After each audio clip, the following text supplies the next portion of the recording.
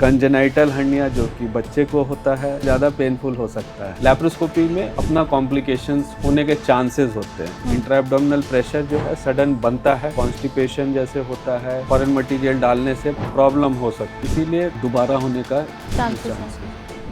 Hernia को लेकर लोगों के बीच बहुत सारे मिथ्स और गलत फहमियां हैं। आज हम जानेंगे कि हार्निया असल में क्या होता है और इससे जुड़ी सच्चाई क्या है। नमस्कार, मैं मोप्रिया और आज हमारे साथ है गौरी देवी हॉस्पिटल्स का जनरल सर्जरी डिपार्टमेंट का professor and consultant doctor Shaleen Layal. Sir, आपको बहुत बहुत स्वागत है। नमस्ते, मेरा नाम डॉक्टर शालीन लायल है।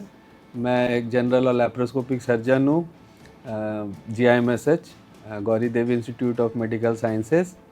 मैं प्रोफेसर के रूप में यहाँ पे कार्यरत हूँ और आपसे हर्निया से संबंधित कुछ सवाल हैं जो कि उसका सही उत्तर देने की कोशिश करूँगा। उसमें बहुत सा कन्फ्यूजन होता है, उन कन्फ्यूजन को दूर करने की कोशिश करूँगा। सर, कन्फ्यूजन आपने बोला तो लोगों का मानना है कि भारी वजन उठाने से ही हर्निया होता है, ये सही है? नहीं, भारी वजन उठाने से ही नहीं, से भी होता है।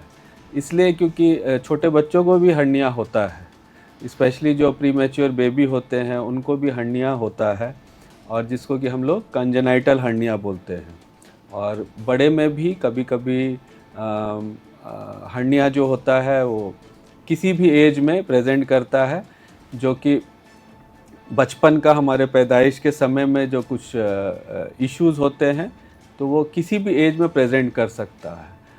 मैंने ये बोला कि भारी काम करने से भी हर्निया होता है, क्योंकि ठीक है, मैं एक एग्जांपल देता हूँ। Dwayne Johnson, Rock, famous for his name Rock, है ना, उनको 2013 में हुआ था। सोचिए, उतने स्ट्रॉन्ग इंसान को हर्निया हुआ था। तो हाँ, भारी वज़न, वो रेसलर है, आप लोग सबको पता है, काफ़ी एक्टिव, काफ़ी जिम जाते हैं, है ना, तो उनको भी हर्निया हुआ है। तो ये एक पूरा कंजेनाइटल हर्निया जो कि बच्चे को होता है, एडल्ट को होता है और बूढ़े को भी होता है। ठीक है, तो सिर्फ भारी काम करने से होता है, ये एक मिथ है। सर, बहुत लोग सोचते हैं कि जब तक दर्द नहीं हो रहा है तब तक डॉक्टर के पास नहीं जाऊंगी, तो ये बिना दर्द वाला जो हर्निया है ये सेफ होता है? नहीं, कुछ भी सेफ नहीं होता हर्निया में। और ये सवाल जो है हम लोग के लिए एक बहुत ही बड़ा धर्म संकट होता है जब OPD में या ऐसे पेशेंट दिखाने आते हैं कि सर दर्द तो नहीं हो रहा है, क्यों ऑपरेशन कराना है ना।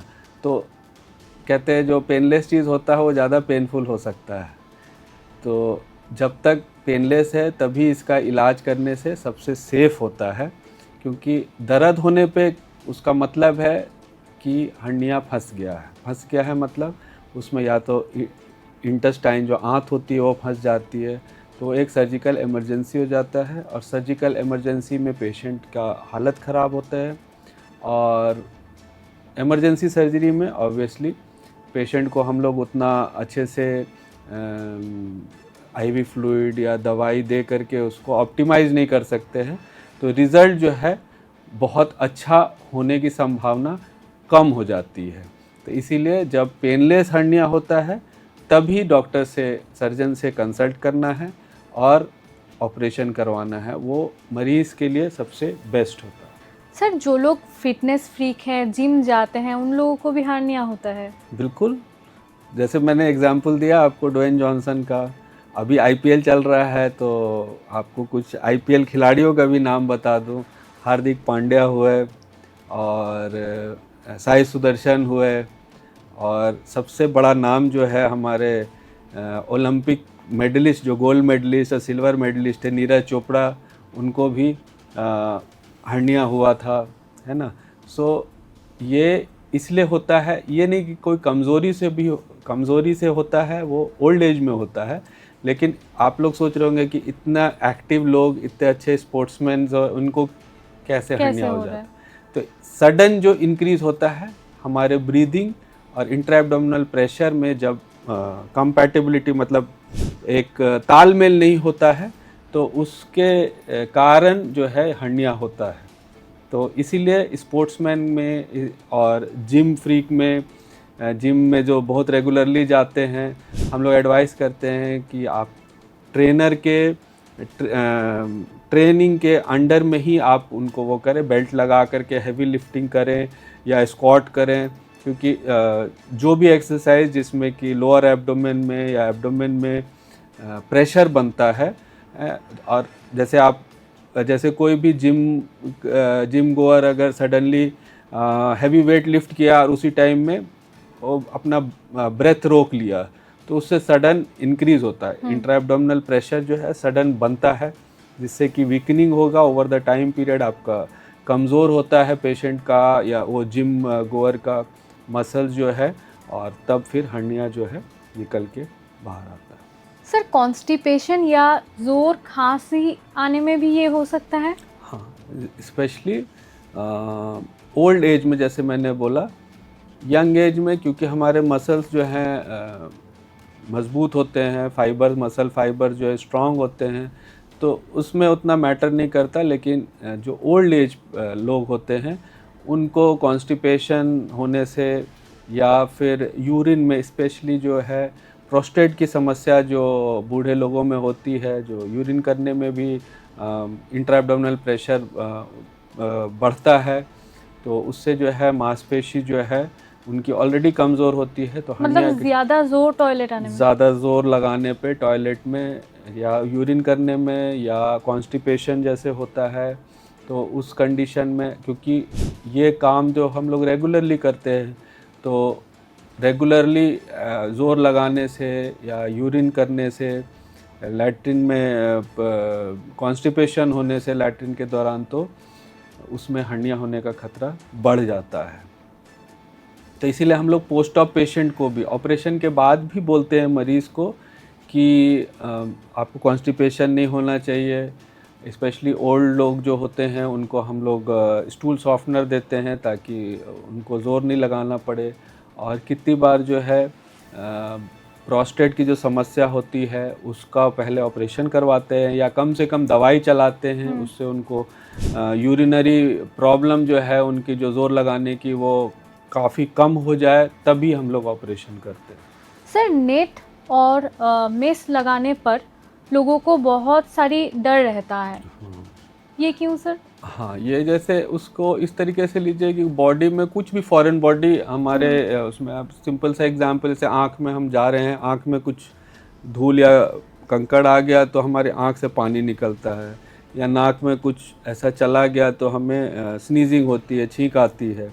तो उसी तरीके से बॉडी जो है कोई भी फॉरेन बॉडी को बाहर निकालने का कोशिश करता है। तो ये भी एक फॉरेन बॉडी है, तो जायज़ है कि जिनको नहीं पता है, जो ले पर्सन है, कॉमन आदमी हैं, तो उनको लगता होगा कि फॉरेन मटेरियल डालने से प्रॉब्लम हो सकती है।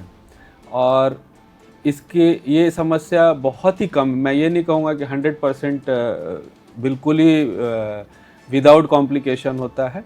हाँ, बहुत रिसर्च करके, जैसे प्रोलिन मैश हुआ, प्रोलिन और वाइक्रिल मैश होता है, ये सब जो है इनर्ट मटेरियल जो कि टिश्यू रिएक्शन कम से कम करें, तो उन बहुत रिसर्च के बाद, बहुत से पेशेंट्स पे स्टडीज़ के बाद ये मार्केट में लाया गया। और सालों साल से ये मैश का मैश डालने की प्रक्रिया चल रही है, और बहुत ही कम, मतलब 1% से भी कम केसेस में ऐसा कभी होता है कि बॉडी जो है उसको एक्सेप्ट नहीं करती है।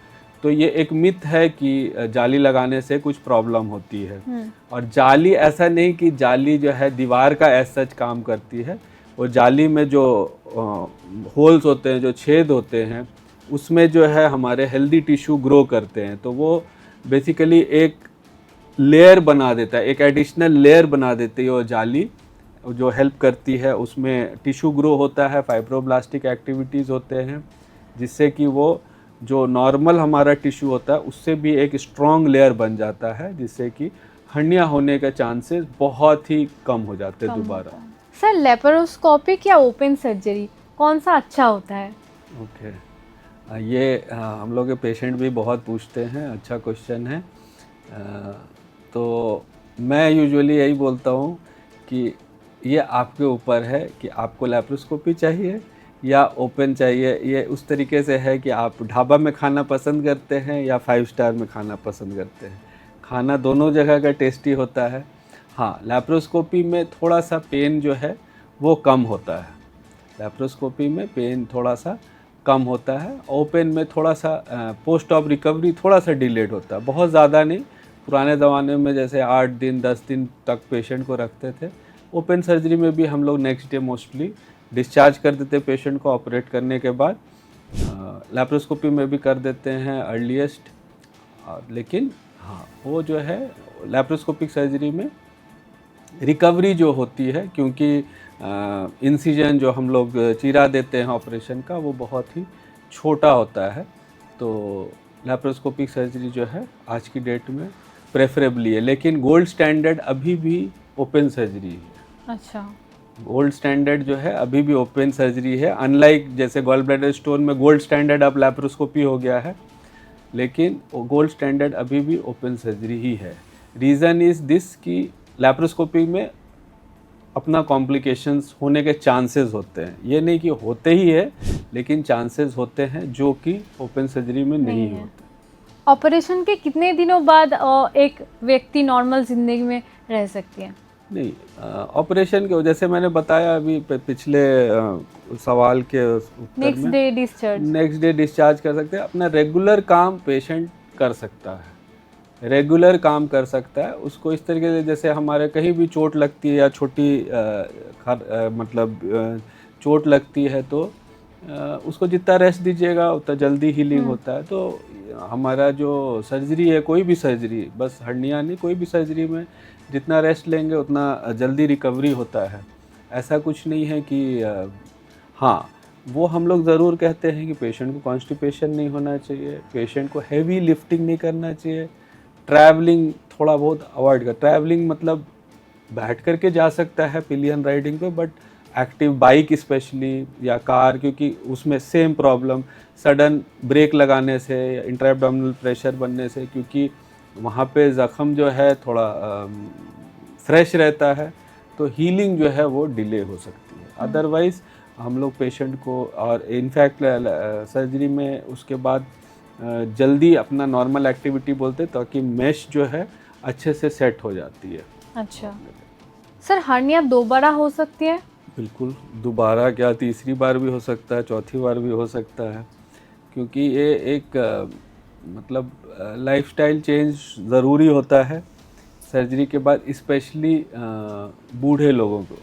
अब जैसे मैंने हार्दिक पांड्या या साई सुदर्शन या नीरज चोपड़ा का example, they are still young, तो उन्होंने अपना सर्जरी कराने के बाद वो बैक टू अपना काम कर रहे हैं। काम क्या कर रहे हैं, बल्कि वो एक्टिव स्पोर्ट्स में इन्वॉल्व है।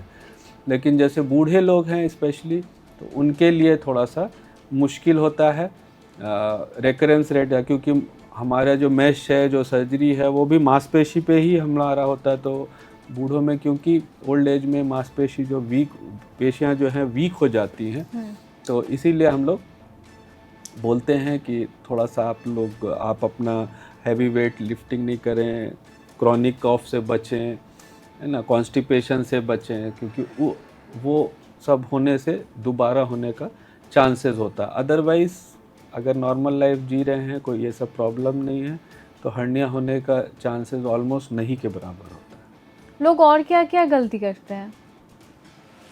हाँ, उनको लगता है, जैसे बोलते हैं कि आप एक्टिवली नहीं गाड़ी चलाइए या गेम्स खेलिए, तुरंत नहीं करिए।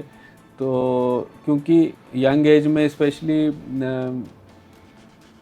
उनको लगता है कि दर्द नहीं हो रहा है तो सब कुछ ठीक ही है, तो उससे क्या होता है कि डिलेड होती है हीलिंग, जो है वो डिलेड हो जाती है। तो ये एक प्रॉब्लम होता है। कॉन्स्टिपेशन भी जो है उतना सीरियसली नहीं लेते हैं लोग, है ना। फिर जब पेन होता है और फिर बाद में रेकरेंस होता है, तो बहुत से पेशेंट बताते हैं कि नहीं डॉक्टर साहब हो गया था कॉन्स्टिपेशन, लेकिन हमने दवाई नहीं लिया, उसका करेक्टिव मेजर नहीं लिया, हरा पत्ता का सब्ज़ी नहीं खाया, फ्रूट्स नहीं लिए हमने, है ना। तो ये सब जो है, क्योंकि मतलब बहुत एक्सपेंसिव प्रिवेंशंस नहीं है तो पेशेंट जो हैं उतना सीरियसली नहीं लेते हैं, तो इसीलिए दोबारा होने का इसमें चांसेस चांसेस होता है। सर आपको बहुत बहुत धन्यवाद। बहुत बहुत धन्यवाद। आप लोगों ने सुना हमारे विशेषज्ञ ने क्या कहा। अगर इस बारे में आप लोगों को और भी कुछ जानकारी चाहिए तो हमारा हेल्पलाइन नंबर दिया हुआ है, उस पर संपर्क कर सकते हैं, या फिर हमारा YouTube चैनल दिया हुआ है, उस पर भी कमेंट कर सकते हैं। तब तक सुस्त रहिए, सचेत रहिए। धन्यवाद।